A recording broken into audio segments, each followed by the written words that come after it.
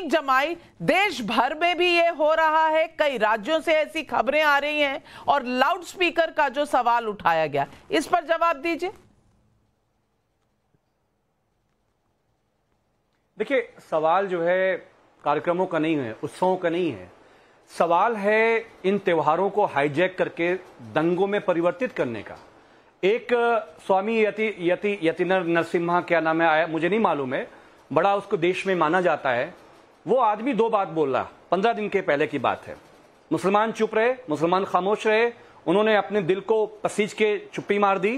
Profit Mohammad सल्लल्लाहु अलैहि वसल्लम के बारे में बहुत गंदी गंदी बातें उसने बोली, और फिर वो ये कहता है कि सीता मैया के साथ रावण ने जो किया वो बहुत कुछ गलत नहीं किया था, रावण बड़ा अच्छा आदमी था। उस साइकोपैथ के लिए बीजेपी ने, डासना का जो एमएलए है, वो रैलियां कर रहा है कि प्रॉफिट मोहम्मद के बारे में जो कहा बहुत अच्छा कहा। पूरा पश्चिम का मुसलमान चुप रहा। आप हमारे भाजपा के प्रवक्ता जो बैठे हैं ना, इनके मोबाइल में वो डीजे का गाना होगा, आप मंगवा के चलवा दीजिए, आप चला नहीं पाएंगे। मुल्ले काटे जाएंगे, मुल्ले पाकिस्तान जाएंगे। आप इस तरह की बात नेशनल टेलीविजन पर मत कीजिए, आप इस तरह की बात मत कीजिए, ये उकसाने वाली बातें हैं। और आप सिर्फ उनका ही एग्जाम्पल क्यों दे रहे हैं? और आप अखिलेश जी जो लाउड स्पीकर की बात कर रहे हैं, वो इनकी बात तो कर नहीं रहे थे। वो किसकी बात कर रहे थे? हिंदू शोभा यात्राओं की बात कर रहे थे। मैं हर्षवर्धन त्रिपाठी जी आपसे पूछना चाहती हूँ, हर्षवर्धन त्रिपाठी जी, ये कौन उकसा रहा है? ये कौन जस्टिफाई कर रहा है? ये कौन बार बार कह रहा है कि अगर आप उकसाएंगे तो यही रिजल्ट होगा? ये क्या डराने की धमकाने का टूल किट है? क्या ये एक तरह से अपना शक्ति प्रदर्शन करने का टूल किट है? क्या ये हिंदू शोभा यात्राओं पर, त्योहारों पर अटैक करने का, टारगेट करने का टूल किट है? ये किस तरह के आर्ग्यूमेंट्स आ रहे हैं? नविका जी, हम सब इस देश में मानते हैं कि संविधान काम करता है, कानून काम करता है, भारतीय न्याय संहिता काम करती है। लेकिन गोपाल मिश्रा के मारे जाने को, जिस तरह से उसकी हत्या को नेताओं के समर्थक सोशल मीडिया पर बैठे हुए, अब उनको क्या कहें, ट्रोल भी कहना ठीक नहीं है, वो अब दूसरी दिशा में जा चुके हैं, वो खतरनाक हथियार बन चुके हैं।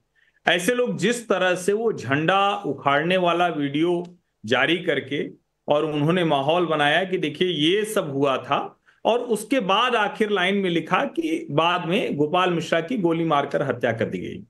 ये अफगानिस्तान या पाकिस्तान है क्या? ये बांग्लादेश है क्या? ये भारतवर्ष है। और यहां होना ये चाहिए था कि उसको, अगर आपको लगता है कि जो कोई गलत कर रहा है, तो दो तरीके हैं, या तो आप पुलिस को फोन कर दीजिए, या उससे ज्यादा आपके सामने गलत हो रहा है तो आप उसको पकड़िए, पकड़ को पुलिस के हवाले कर दीजिए।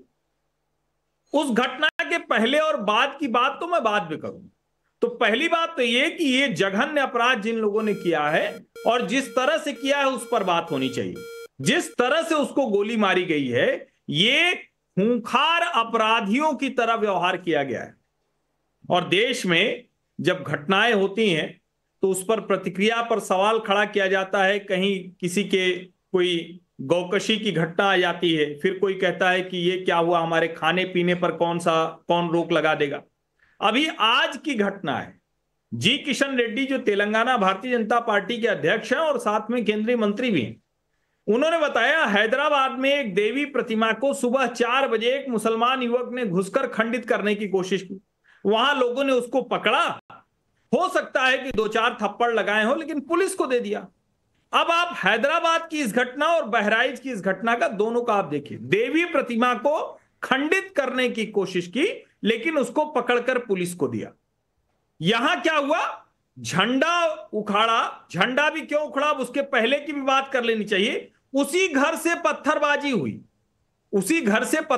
हुई, और उसके बाद ये भीड़ का आक्रोश था, उसमें वो ज्यादा उत्तेजित हुआ, जो नहीं होना चाहिए, जो गलत है। भारतीय न्याय संहिता के तहत उसके खिलाफ जो भी कार्रवाई होनी होती, अरे लेकिन मत बोला करो, क्योंकि ये नहीं हो सकती कि उसकी तो हत्या कर दी गई। ये शरिया कानून जो लोग लागू करना चाहते हैं, इस देश के वो मौलाना, इस देश के वो लोग अफगानिस्तान में तालिबान के आने पर खुश हो गए थे, ऐसे लोगों को सुधांशु झूठ मत बोलो, पर भारतीय न्याय संहिता के दायरे में सुधांशु झूठ मत बोलो, कार्रवाई होनी चाहिए। कानून को क्या करे?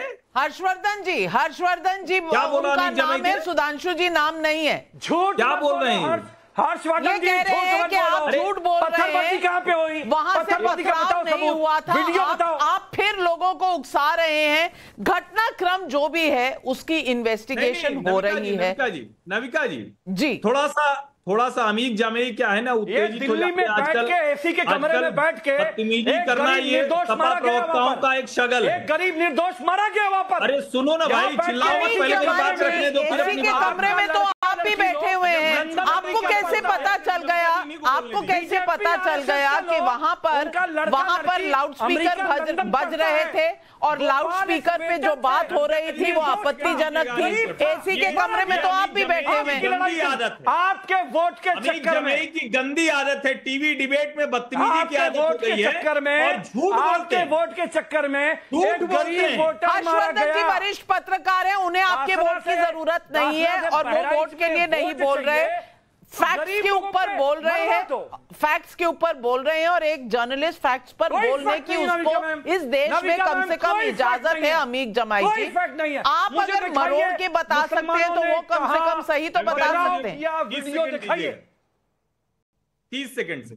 देखिए, ये शरिया के तहत जो हत्या हुई है उसको बचाने की कोशिश अमीक जमाई कर रहे हैं। शरिया के तहत हत्या हुई है कि सामने दिखा हम हत्या करेंगे। मैं कह रहा हूं, और कहां कौन सा गाना चल रहा था? डीजे का वीडियो दिखाओ।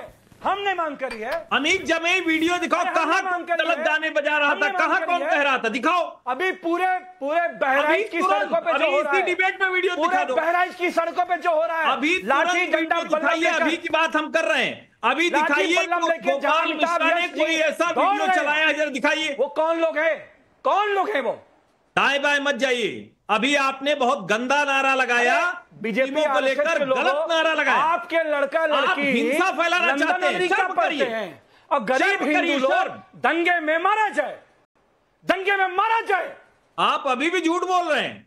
आप लोगों ने झूठ बोलना बंद करिए। देखिए, मैं सिर्फ इतना कहना चाहती हूं कि बहराइच में जो हो रहा है वो किसी के लिए सही नहीं है। वो किसी के लिए सही नहीं है। बहराइच में जो हो रहा है वो किसी के लिए सही नहीं है। वो किसी के लिए सही नहीं है। मैं किसी भी धर्म से जुड़े हुए लोगों का नाम ले ही नहीं रही।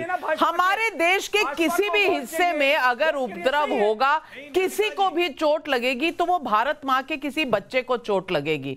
तो मैं बिल्कुल इस बात को नहीं यहां कहना चाहती कि यहां से हुआ वहां से हुआ, लेकिन अगर बार बार अमीक जमाई साहब यही कहेंगे, विवेक श्रीवास्तव जी, कि एक तरफ से उकसाया जा रहा है तो उकसाने का काम एक तरफ से नहीं होता है। जब इस तरह की घटनाएं होती हैं तो ताली दोनों हाथ से बजती है। अब किसने पहले किया, किसने बाद में किया, ये सब इन्वेस्टिगेशन में, तहकीकात में निकल कर बाहर आएगा। लेकिन एक बच्चे की जान गई और उसकी मां ने क्या कहा, आपको वो भी मैंने सुनवाया था। आप कहें तो दोबारा सुनवा देती हूं कि मां ने क्या कहा कि उसके नाखून तक निकाल दिए गए थे। उसके नाखून निकालने के बाद उसको गोली से मार दिया गया। मुझे ये बताइए कि कहां लिखा इस देश के संविधान में कि अगर कोई आपको उकसा रहा है तो आप इस तरह का बर्ताव करेंगे? आप पुलिस के पास जाइए, कंप्लेंट कराइए दर्ज, और उसके बाद अगर कुछ ना हो तो जिस तरह से त्रिपाठी जी कह रहे हैं, आप चाहे आंदोलन कीजिए, धरना कीजिए, आपके पास सब संवैधानिक रास्ते हैं। लेकिन ये क्या बात हुई कि आपने लाउड स्पीकर बजाया, वहां डिस्को बजाया? अब इसका कोई प्रूफ है किसी के पास? नहीं, देखिए, बड़ी सीधी सी बात है, पिछले 10 सालों से इस तरह की घटनाएं बहुत ज्यादा बढ़ चुकी हैं और ये एक तरफा, इसके लिए एक समुदाय को ब्लेम कर देना खड़े होकर के कि सारे मुसलमान वायलेंट है और शरिया कानून आ चुका है और उठा करके साहब कोई भी हिंदू है, कोई भी उत्सव है, उसको रोका जा रहा है, यह आधी सच्चाई है। पूरी सच्चाई तो यह भी थी कि जहांगीरपुरी में, यहीं दिल्ली के अंदर मस्जिद के बाहर डीजे बजे थे, 3-3 बार राउंड लिए गए थे हनुमान जयंती के दिन,